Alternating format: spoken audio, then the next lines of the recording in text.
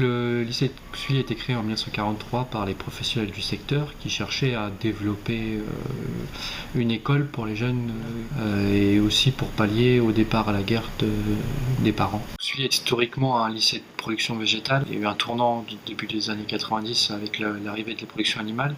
Donc aujourd'hui, on est aux alentours de 270 élèves répartis entre la 4e et le BTS. L'idée par rapport au rapprochement avec la DESAF, c'était de trouver une action de coopération internationale en rapport avec ce que font les jeunes dans leurs études. Et pour le lycée, de trouver une action à mener dans l'éducatif. Donc le projet de la DESAF de construire un établissement agricole au Burkina me semblait complètement en adéquation avec les objectifs du lycée. Et de permettre aux jeunes qui ont un certain confort ici de voir que pour les mêmes études ça va être un peu plus compliqué ailleurs. On a répondu à un certain nombre de questions concernant la mise en œuvre du projet sur l'implantation des bâtiments d'un point de vue plus scolaire ou sur l'organisation des formations. Le projet intéressant et que c'était pas juste un projet humanitaire à donner de l'argent. En fait, c'était pas du tout ça qui m'intéressait.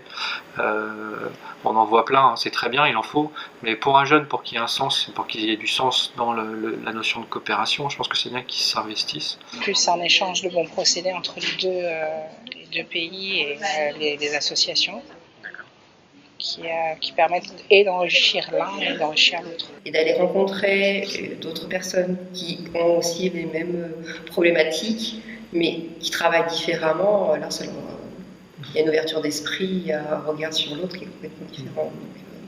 Ça apporte du concret, c'est surtout ça. C'est pas on va juste donner et puis on ne va pas se préoccuper de ce qui se passe après.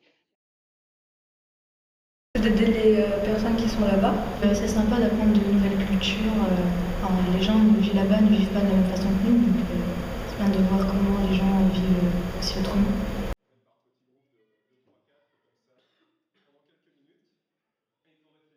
Oui, le principe, c'est que en fait, les élèves volontaires vont donc se demander à avoir un repas qui sera constitué uniquement d'un plat de pâtes et d'un fruit, d'une pomme en général.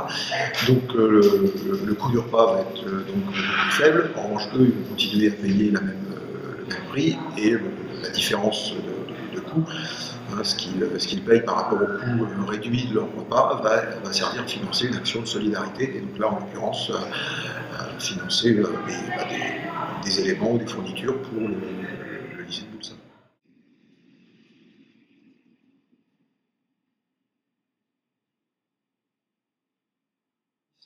Alors il y a eu un premier investissement fait dans la participation à la création du lycée, donc dans les plans et choses comme ça. Ça c'était la partie la plus simple.